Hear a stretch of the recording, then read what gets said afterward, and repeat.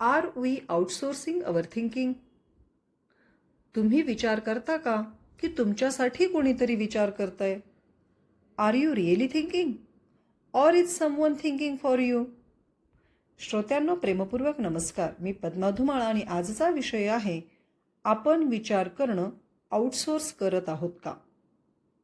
आज आपण गुगलला प्रश्न विचारतो, यूट्यूबला प्रश्न विचारतो, AI ला विचारतो, पण स्वतःला शेवटचा प्रश्न कधी विचारला होता?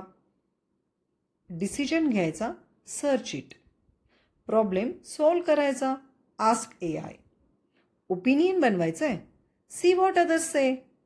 मग तुमचा स्वतःचा विचार कुठे आहे? एका सर्वेक्षणानुसार आज 90% लोक डेली डिसिजन्ससाठी एक्सटर्नल सोर्सेसवर अवलंबून आहेत. ॲव्हरेज ह्युमन अटेन्शन स्पॅन 8 सेकंदापेक्षा देखील कमी आहे. एका दिवसात आपण जे निर्णय घेतो त्यातील किती निर्णय हे आपण आपल्या विचारांनी घेतलेले असतात? जेव्हा आपण सतत बाहेर उत्तर शोधतो, आपली क्रिटिकल थिंकिंग पॉवर कमी होते. आपली डिसिजन मेकिंग क्षमता, निर्णय घेण्याची क्षमता कमजोर होते आणि आपण बनतो इन्फॉर्मेशन कंझ्युमर्स, नॉट थिंकर्स. तुम्ही नोटीस केलं आहे का? आपण जेव्हा रेस्टॉरंटमध्ये जातो, मेनू कार्ड पाहतो, पण ऑर्डर देण्याआधी गुगल रिव्ह्यू पाहतो. करिअर निवडताना पॅशन नाही, ट्रेंड पाहतो.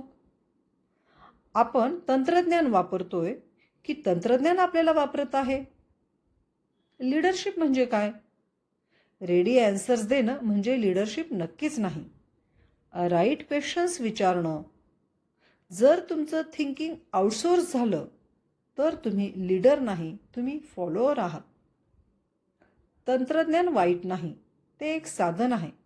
पण खरी समस्या तेव्हा सुरू होते जेव्हा तंत्रज्ञान तुमचा ब्रेन रिप्लेस करतं.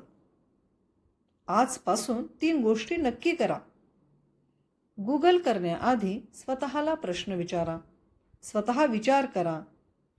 ओपिनियन बनवण्याआधी ॲनालाइज करा.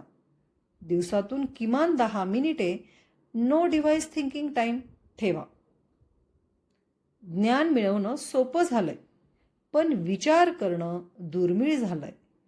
जर हा विचार तुम्हाला मनाला भिडला असेल तर कमेंट करा, I will think before I search, आणि सांगा तुम्हाला अजून कोणत्या विषयावर पॉडकास्ट हवा आहे. धन्यवाद.